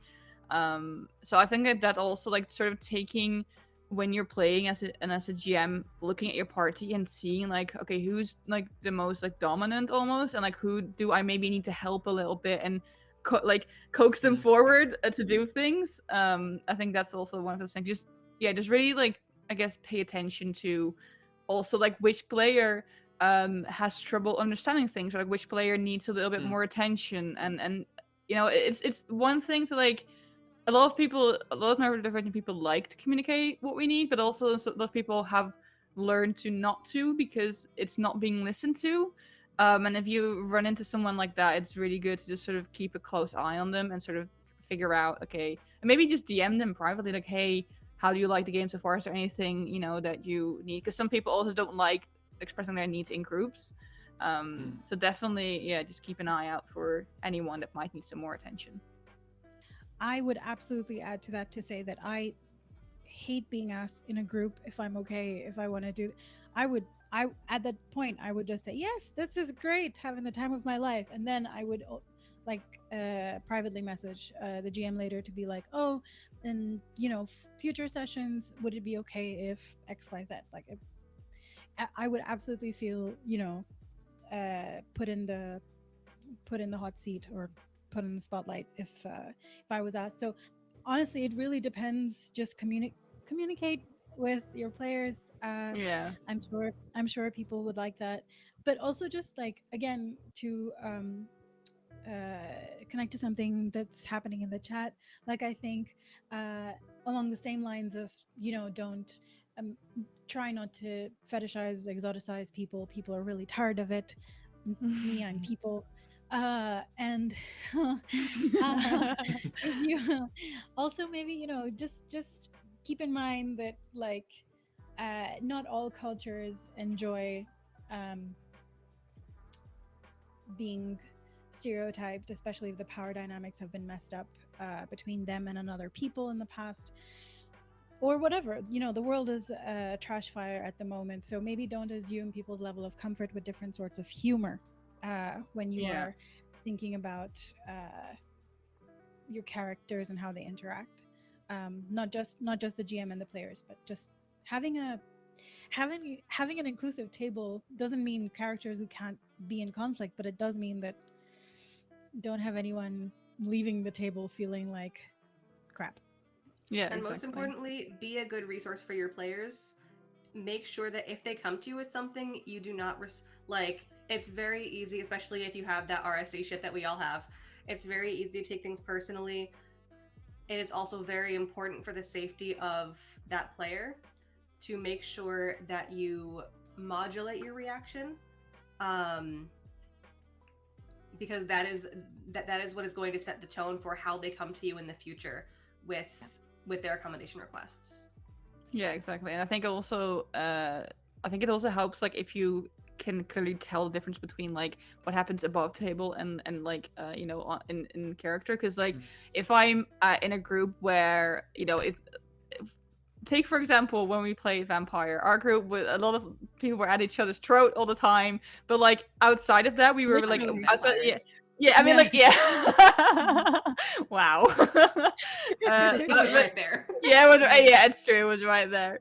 No, but outside of, like, the role play, we were all, like, you know, we were having a very good time and, like, really lots of laughs, and I feel like that sort of also helps if you just, even if there's, like, a lot of conflict in a party, if you would sort of keep the spirits up, like, outside of that, people will not feel, or maybe are less likely to feel like something is targeted.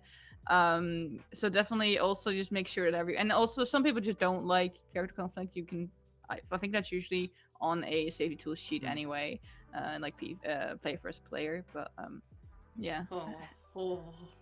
I personally like play first player, but not everyone does. None of that player versus player was ever planned. It was never on the sheet. It was never in the notes. I'm fine with it, but I do need to check in afterwards just to be like, are you mad at me? Do you actually hate me? Like, I can do it. I just need, again, communication. I was there the entire campaign with a water bottle, Just like, do I need to spray any of you and say, hey, calm down? Like, like, is this supposed to be happening? It's like, you were supposed to be in the same country. How are you?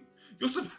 This is counterproductive. It's like, I mean, I do always like check like if I like if my character has been really mean to someone, I will after the game like message that person like, hey, did I not like overstep any boundaries? Are you okay with that? Or even before, like if I have an idea of like how a character is going to react to something, I will just message like, hey, are you okay with that? But I think that's just basically communication everyone should do. I do feel like neurodivergent people are better at it. I find, because I feel especially because we're so used to people not like checking in with us or like sort of assuming that we're fine with things, that we, you know, want to prevent doing that to other people, I guess.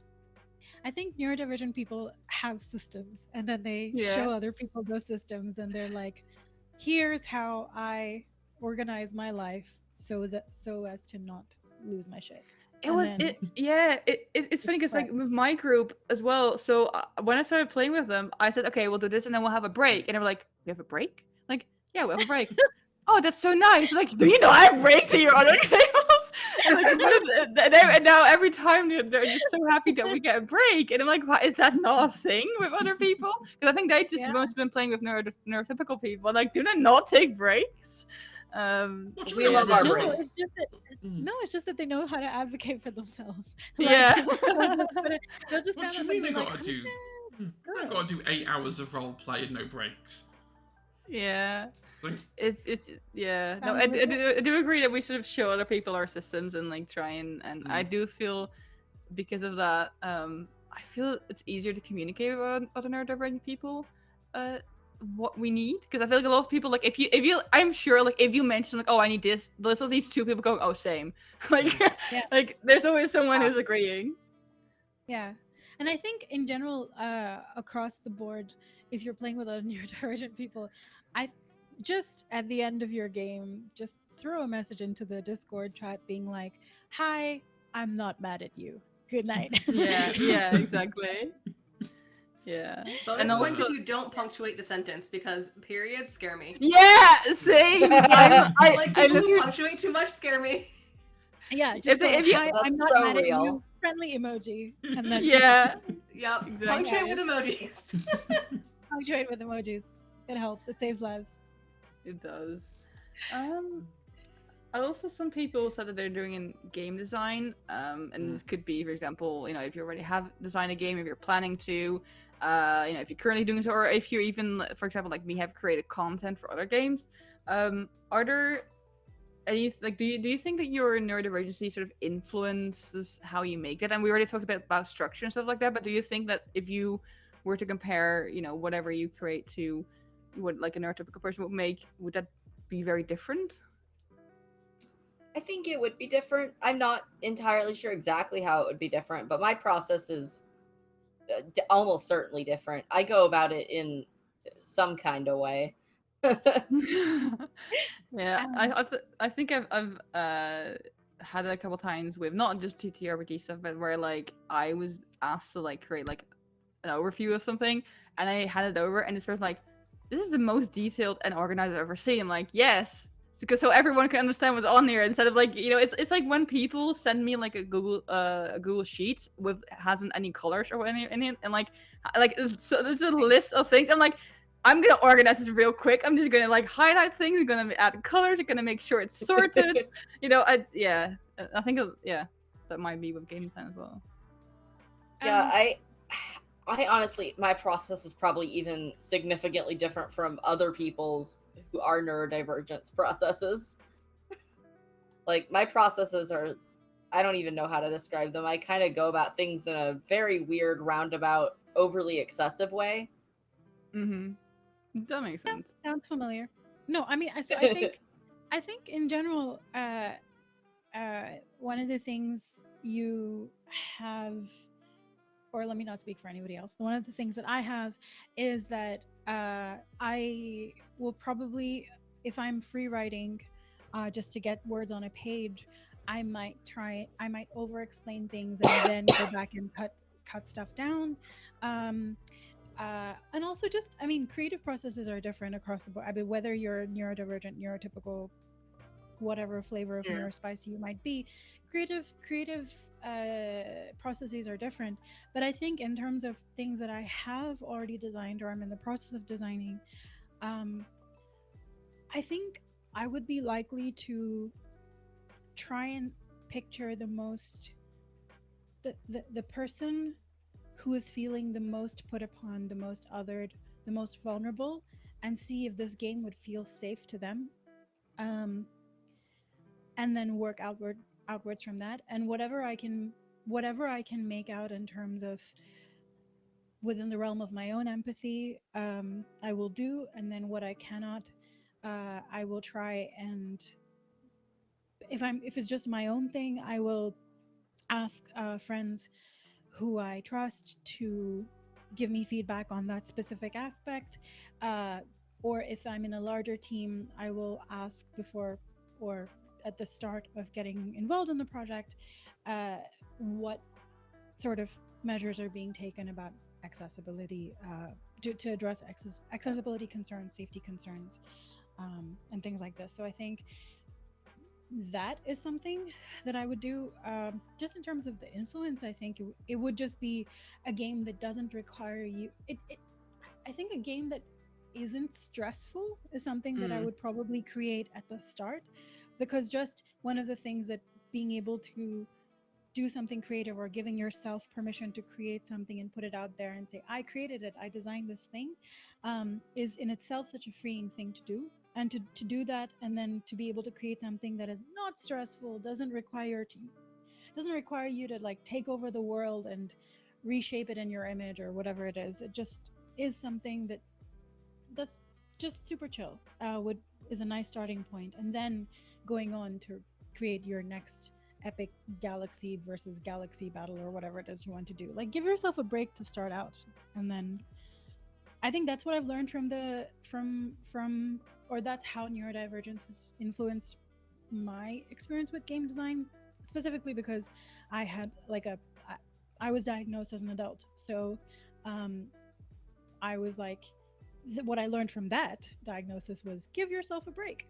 So that's what I'm trying to do, even in terms of game design. I think also then we sort of maybe make the content we want to see, and also like we already established that accessibility is a big thing. So like we're going to be making games that are accessible, because otherwise we can't even like interact, we can't even play it ourselves, right? So I feel like neurodivergent people, not always, but mostly sort of make slightly more accessible games for neurodivergent people, because when you think a certain way, and so it's definitely you're going to create a way you're going to create a game in a way that it makes sense to you. So I definitely feel that's something that might influence it. And But also, go ahead. Sorry, I just want to finish this thought. I just wanted to say that I do want to underline that one thing that can quickly become how you think is assuming that you're like the representative voice for a particular type of neurodivergence. Exactly. And we should really be careful about not assuming those things. No, exactly. No, Yeah, that's definitely true. Yeah, that's good that you highlight that. Hundo. And like, I haven't actually designed anything yet. However, there are some things that I have kind of on the back burner. They're not new games, but they are systems, I guess, tools that are supposed to make existing games more accessible. Like, for example, a lot of, for example, 5e. The action economy can be confusing to some people. I am working on a visual representation, like a color-coded visual representation for people who prefer to process things visually, and I do plan to expand that across multiple systems, just because sometimes it is hard to keep track of what you have and haven't done yet. That's perfect. I'm a very visual person, so I would definitely appreciate something like that. That's really cool. Also, Hedge, I already said before, you already talked a little bit about how you GM. I already said I really appreciate how like your GMing style is. So like, do you think that like your neurodiversity in any way influences how you GM? And also, I will ask the same also to other people who are GMing. Yeah, I've ended up changing my entire GM process from game 1 to game 5. I am a person who very much likes order and ducks in a row. And TTRPGs are not the place you want to be if you like things to have order and all your ducks in a nice neat row, because your players will look at your ducks, laugh at you, and then pick up your ducks and throw them halfway down the battlefield. And then you're wondering, well, they were flightless birds, and now you've just made them fly. And kind of... it's one of those where... oh, hang on. It's okay, I just saw the Discord message pop up. Try speaking now. That's actually coming through. It's okay. Oh, wait, what was it? No, I think there's just something's going on where things are muting themselves and unmuting themselves, and I think Jen's mic is still muted. yeah, I have no idea why that's happening. Let me press the button again. Right. Okay. Right. Yeah. I've Yeah, not that's pressed. good. Right. Okay. Fun fact: when I adjust someone's volume, don't press the little bit underneath the volume adjustment, because that mutes them entirely and mutes them for everyone. I forget that I forget that I have the master controls, and I can just go nope. No. Yeah, the was like, someone's muted your mic, and I was like, okay. Oh no! We just talked about communication. Oh no! My voice matters. Yeah. Yeah, like it. Generally speaking, I now tend to approach GMing in the most broadest way possible, in that I do as very little as possible now. Because there's no point me putting in all the work if players want to do something different to what I've already written down on the paper.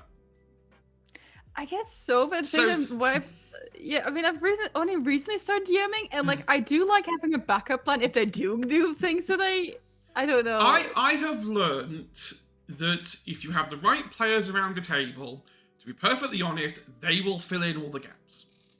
They will pick up. You just have to put one little box in front of your players, and they will play with that box and do what they need to do and get what they want out of it. You just have to give them the box and just be like, there you go, there's the toys. Yep, there's the toys. You do what you want to do. I'll just go find more toys in the back that are the ones that you like. Writing prescriptively beforehand, I guess having lore, like world building and lore, is a different thing from GMing and game design. They're two very separate. I'll build world lore and all that till the cows come home, and I do intend to one day do a YouTube series on how I do that. But the actual physical game part, how I run the game, I don't really think... Like, going back to Vampire, going back to Towerfall, yes, my notes were on fire, but actually, the main crux of it was all I knew was at the end there'd be a battle. I didn't know which of the two sides it would be. A battle. Yeah, I didn't know who was going to be there. I didn't know which of the two sides it would be. I knew nothing. I just knew that is the end point. That's my starting point. Like, case in point, the shard, never supposed to be a thing. Was never a thing on the notes. It was never. Yes, it was. It was center point in the middle of the whole thing, and all because I made one random comment about someone standing on top of the shard, and everyone got obsessed with the idea of that must be the thing. No, it wasn't. It was the Tower of London. That's what you was looking for. You've gone for the wrong tower, but then you just roll with it. I think the biggest thing doing GMing as an autistic is learning to roll with it and letting go of your need to pick everything up and find order in it. Just leave it be and let it work out, because it will work out. See, that's what I'm like, because my autism, like, if my players do something that wasn't in the plans, I let them do it. Like, and I'll improvise as I have to. But the back of my autism is yelling at me, and like, they're not doing what you planned.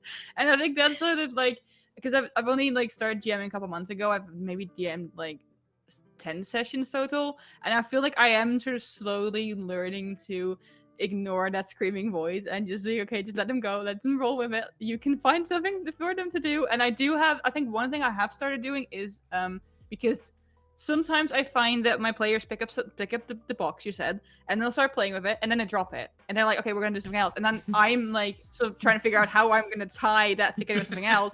So I've started preparing small side quests that, like, if they ever sort of either go off too far and they're so far away from the main plot that I have to come up with something, or they're just like completely, you know, dropping the thing that they're supposed to do, I can just drop a random side quest in there, like, have fun with that, and then The ultimate end game to that is you make all the roads they possibly take go to exactly where you wanted them to do. It's that meme of Howl's Moving Castle. You just pick the dungeon up and move it to where it needs to be. Like, let them think they're in control and causing chaos, but in reality, they're going exactly That's a good where one, you want them to be. Just don't ask them to show you the world map. Otherwise, there'll be lots of moving things all over the place. The key is to clearly build every single piece of your world so they can't possibly surprise you. Yeah. Or I have a very possibly unhelpful suggestion, is that if you get like sensitivity consultants and cultural consultants, if you are a person who works in marketing or has ever done marketing or know a friend who does any kind of marketing, run your basic plot by them, and then, because they will pick up on what random thing is going to go viral / your players are going to pick up and be like, the shard, but he mentioned the shard. Yeah. Why? Yeah. Why? There must be Yeah. something. Must be something There's up no there. reason to mention the shard otherwise. There But what about all isn't. the other stuff? No. No. The The shard. shard. Just that. Yeah. Every campaign I've ran, there's always been one thing that they've got that the group have got hyper fixated on, and Yeah. I'm just there going, "That's not the thing." I mean, you're playing with neurodivergent people. What do you Yeah. expect? I try my best to be predictable. Like, obviously, you want to have story moments where you take players by surprise and give them the edge of drama. But I try to keep a lot of things predictable so that people don't feel rocked when things suddenly flip. Like, there's this, because even when you're playing another character, you know, your players still want to feel stable. And you coming in with a massive, you know, freight train of, well, actually, everything you thought just wasn't true at all. While, yes, narratively, and, you know, all of your audience are going, oh, wow. But then as players, your brain sort of goes, hang on a minute, I need to recalibrate. And I know for certain, you know, neurodivergent people, that can be hard. To be told everything I've just told you in past 4 episodes is a lie. And actually, this is all true. I really try to avoid doing that. I'll do it on smaller things, like people lying about their identities or hiding ulterior motives, but I'm not going to do a whole rug pull on someone. Games should not deceive you. They're your friends, unlike life. Yeah, you know. So much just happened in that sentence. Every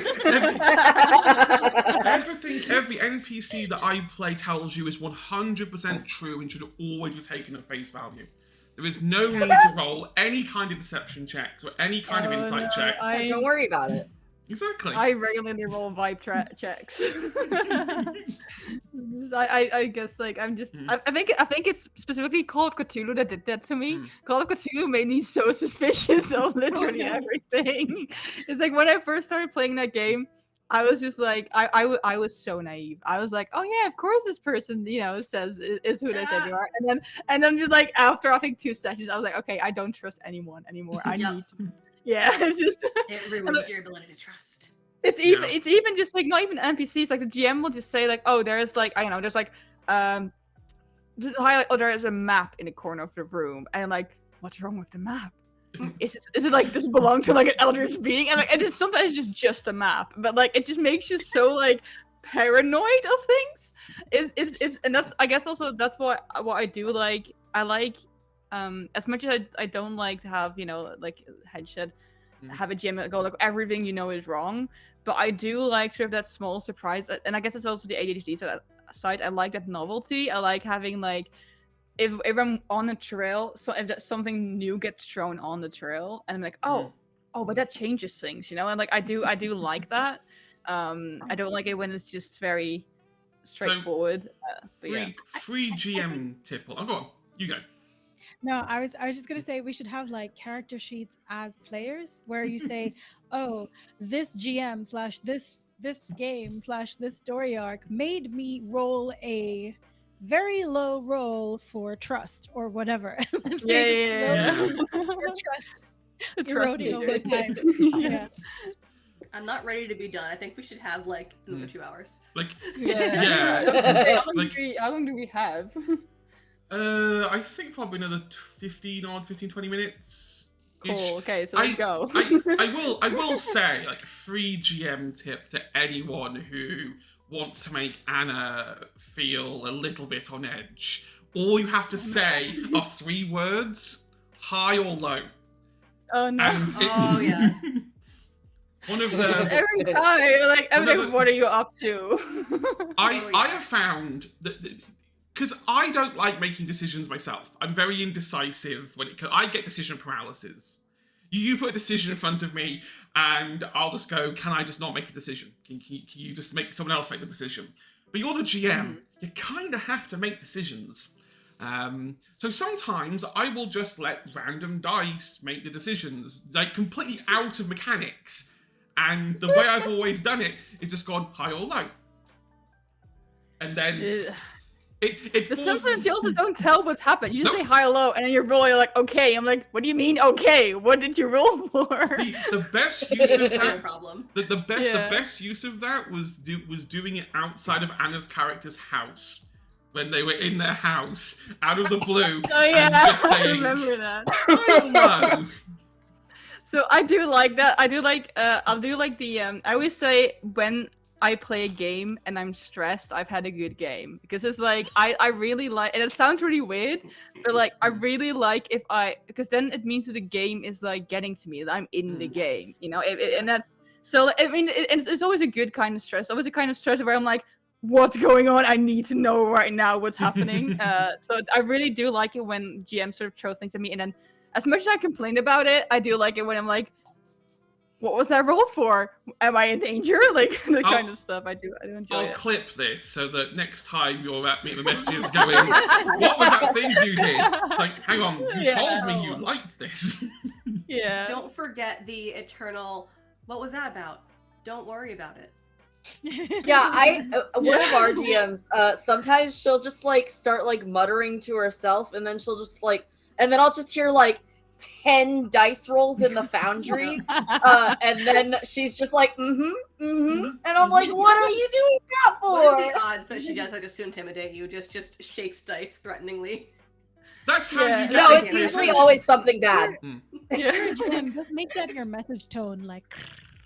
Yeah. Yeah. I have them with my own group. I have like similar to the decision thing. Like I have it, and I don't think it's because I can make decisions. It's because I like to have the players sort of involved in it. So like if there's something that I'm like, okay, you know, I want to let them roll for it. I'll just be like, someone roll me d20, and then they're like, what for? I'm like, doesn't matter, just roll me d20. Don't worry And then- about it. Yeah, just don't worry about it. Just do it. And That's one of our usually- favorite phrases to use when playing games is just don't worry about it.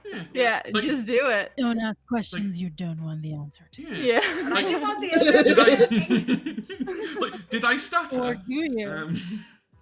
Just like, Yeah, yeah. it is. I do like it to have it tied to, I guess, sort of stories. So, for example, there was one thing. A player of mine had 2 NPC friends, and those NPC friends were off doing something else, and I wanted to know if they succeeded or not. So I asked the specific player to roll me d20.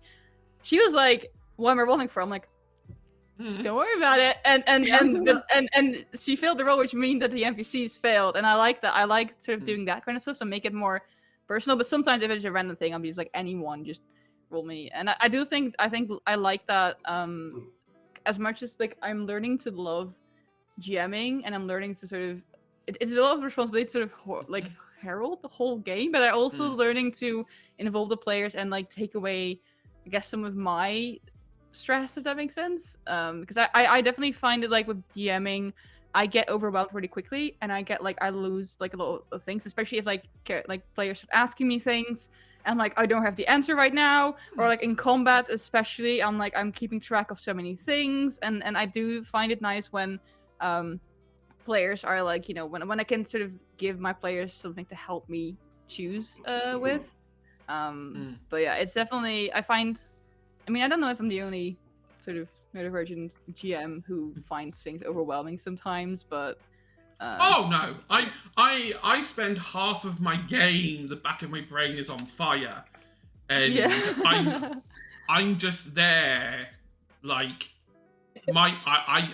I'm surviving. I do a stream on adrenaline. Like the brain goes on fire, and then the adrenaline kicks in, and I spend like. You can tell, if you ever watch any of our streams, you can tell that there's that point about 30 minutes in where my brain just goes like that, and then the adrenaline takes over. Like, that's when the pace picks up, because now the mind's shut off, the adrenaline is just going on pure instinct at that point. Yeah, I do get like that. I don't know if you any of the others GM by any chance? I haven't started GMing yet. I plan to, but my brain is already on fire being a player, so I can only imagine. Yeah, I get that. I think that's also why I made the mistake of immediately doing homebrew. So like, I can't because possibly I'm also comment. yeah, you cannot no because I'm also a writer, so it's like if I'm gonna, because my players requested D&D, and D&D it has a system I know very well, so it's like, okay, if I'm gonna start GMing, I'll do it with a system I know well. I do plan to like start doing other systems as well, but I was like, I'm a writer, like I want to homebrew this, and then like I think like I was like 10 hours of like world building in, I was like, I made a mistake. And now I'm already committed. I'm gonna go, and now it's every time my players be like, oh, they'll ask about like a lore specific thing, I'm like, I have not written that yet, and so I'll just I'll just be like tomorrow. Yeah, I just like I'll come up with on the fly. I'll just be like I'll be like, I'll DM you this after the game. Once I know. That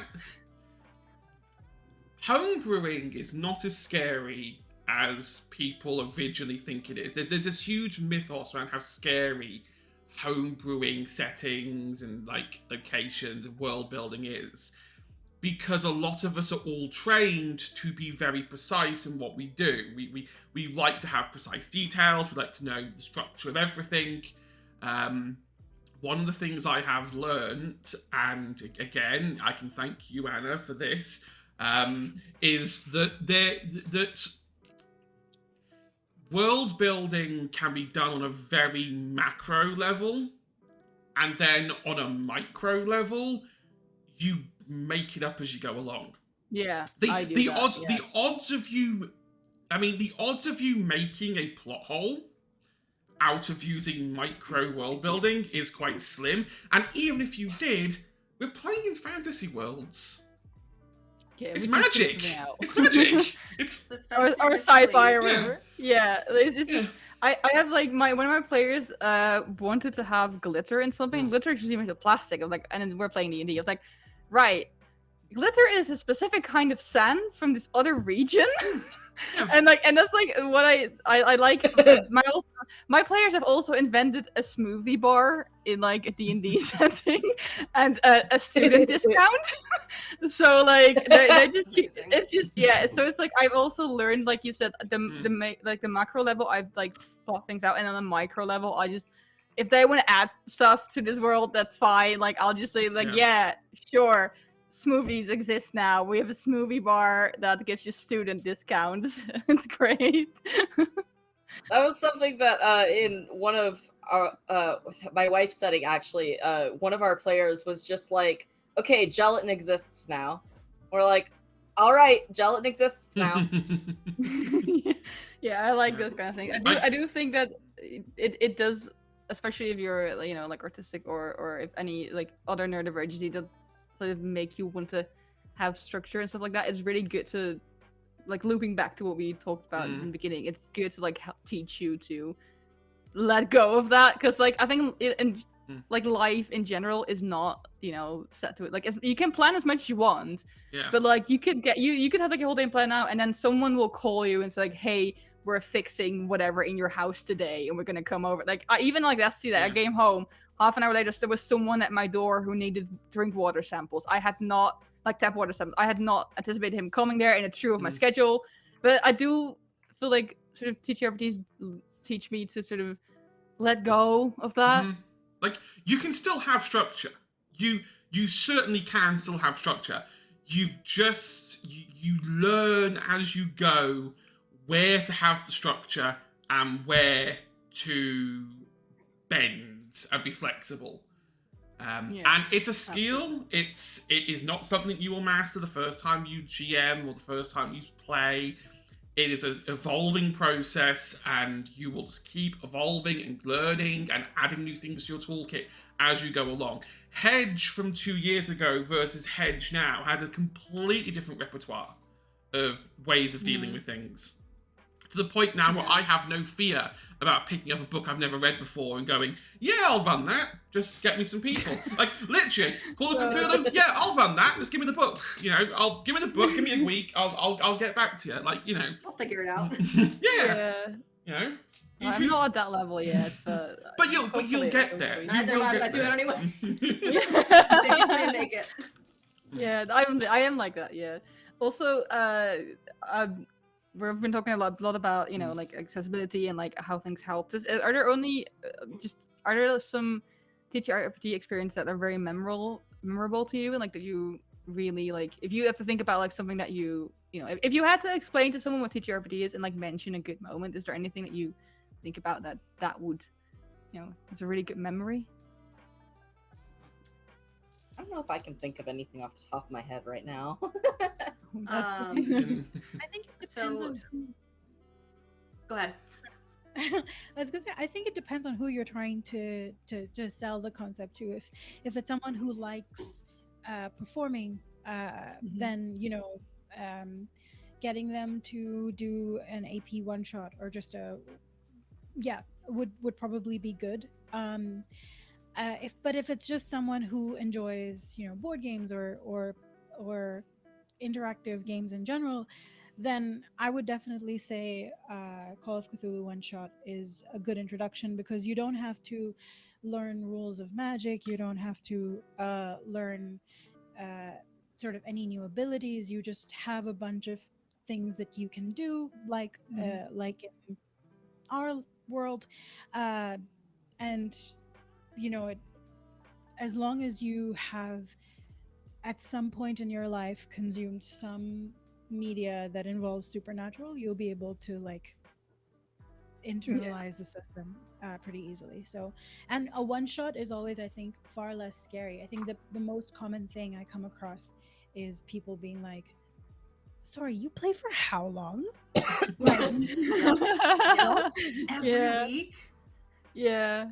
That's I mean, I insane, find one shots. I find one shots fun, but at the same time, I also enjoy campaigns because I like having when I have characters. I like getting a chance to sort of build them over time and like have little bits of them, figured out. But yeah, one shots are definitely good to start with. And I think if I had to like mention, if someone asked me like, do you have like a good like experience that would sort of represent, I guess, the spirit, is like, I think most of them would be like above table talk. It would be like out of character talks about either what a character's gonna do or like just those kind of things. Yeah, like being honest with each other. Like there was a time there's an AP that I'm on where essentially there is one character that kind of tends to go off on their own and gather information. There was a time when like above table I had to be like, hey, just so you know, I have a thing with withholding information from a past game. Like, can we please try to share that ASAP? And it was received so well. It made me feel so safe at that table, and that was really an absolutely amazing experience, and I'm very excited to get back with them. Yeah, that's really nice. That definitely it's nice when you like ask someone like, hey, I'm not comfortable with this, and they immediately go, okay, no worries, I'll exactly. Yeah. I think also that I answered the second and shorter question you asked instead of the actual question you asked, which is great, and how neurodivergent of me. But essentially, an experience I think I really enjoyed was with the Daisies and Dragons stream. we did it sounds like I'm like Chaosium's paying me. They honestly aren't. I mean, they should, but they aren't. A Call of Cthulhu one shot mini series, which was like a homebrew written by Rajib, and it was set in colonial India. It was just really so different from any kind of setting that I'd played before. And I mean, aside from the fact that, you know, there were a lot of things that I was like, oh yeah, like I know so much about this world because it's a setting that's okay. It's, I mean, historical fiction technically, but it's still so much that I'm familiar with. That was really nice, but also having met someone in the Indian TTRPG space and have them say, hey, it was really cool to see something TTRPG related, you know, in a local setting. That was really, really cool. And have a bunch of players who were also kind of representative around the table. So, you know, just that was a really cool thing. Like I never thought, I mean, being at the table itself was a cool experience because it felt representative. But I never thought I would be playing the role of being someone's representation at a table and on a stream. That was really cool. That's really nice. Yeah, sounds really nice. Right, I think we've got like a little over 10 minutes left, so I'm gonna ask the last 13. We've got 13. Yeah, I'm gonna minutes. ask. Yeah, because we also want to do outros and stuff. So I'm gonna ask the last question. Is there anything you'd like to see change in the TTRPG space in regards to neurodivergency? It's so loose. Again, communication. I see a lot of subtweets. I see a lot of like subtle like digs. Just communicate. Yeah, if you have an issue with me, come out and talk to me. I have RSD, so I might be a minute getting back to you, but just come back. But just come and talk to me. Like nothing improves if people don't talk. Yeah, absolutely. I think also, on top of that, and I think communication is also, I guess, part of accessibility to me, at least, because I really I need clear communication. I need you, that's I need to just have that clarity. I don't like uncertainty. If I have a feeling that someone might misunderstood me, drives me nuts.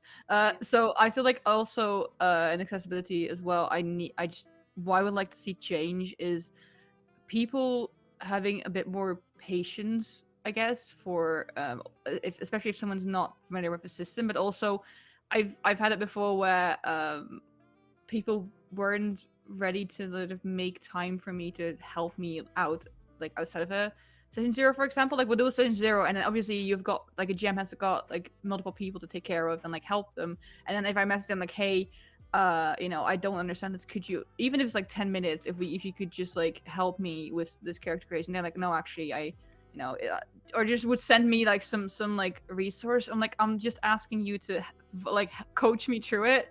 And I get that, like, you know, sometimes people are busy, but like just being like willing to like accommodate people and have that patience and help them, I think that's what I would like to see, because I feel like a lot of people sort of almost expect people to figure it out because they've played one game before, so I'm sure they can like figure out the other game. So yeah, the accessibility in like in that regards is like what I would like to see improve. Also, just like respect other people. Like respect goes a long way, and I feel like there's not nearly enough of it. Don't assume people know everything. Yeah. You do not have to take the time to educate someone. You also don't have to take the time to be unnecessarily cruel to them. Yeah, exactly. Yeah, you don't have to be an asshole, really. That's pretty much. I mean, I haven't seen it like so far. Low Space, I mean, are pretty nice, but I have like people sort of not like understand. Like they will ask like, "Oh, what do you need like to like improve your experience?" And then when I tell them what I need, they don't really give it, or they sort of half give it. And I'm like, I ask you what I need, and now when I'm asking for you to do that, you're like doing it half-assed. Are you asking what you want to know, or are you asking to check a box? Yeah, exactly. Yeah, that's exactly true. I think if people, aside from just having the checklist, the safety tools checklist, like having your own systems to say, okay, well, these are the things that I have to avoid uh, throughout this game, throughout this campaign, because people have taken the trouble to tell me what they don't want to see in the game or what they want to see in the game. But more than that, just, I mean, a lot of what we're saying goes along the same themes of having, like, respecting other people at the table, communicating, and just having empathy. But I think if safety tools and other tools that are available, like making sure that people have the space to ask questions, and all of this stuff, if that becomes the rule rather than the exception, then it's easier for neurodiverse people to feel welcome at tables and feel like they can advocate for themselves. Yeah.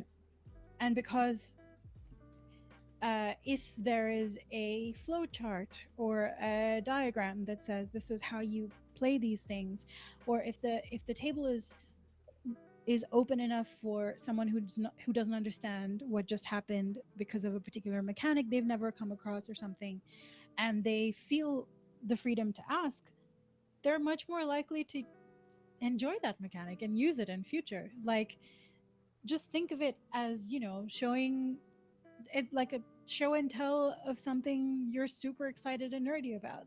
It's a cool game that you enjoy and want other people to enjoy, bring them into. So I think, yeah, just making sure that people don't feel unsafe at a table. One thing that I have noticed is in a lot of games, especially in playtest, people don't really consider.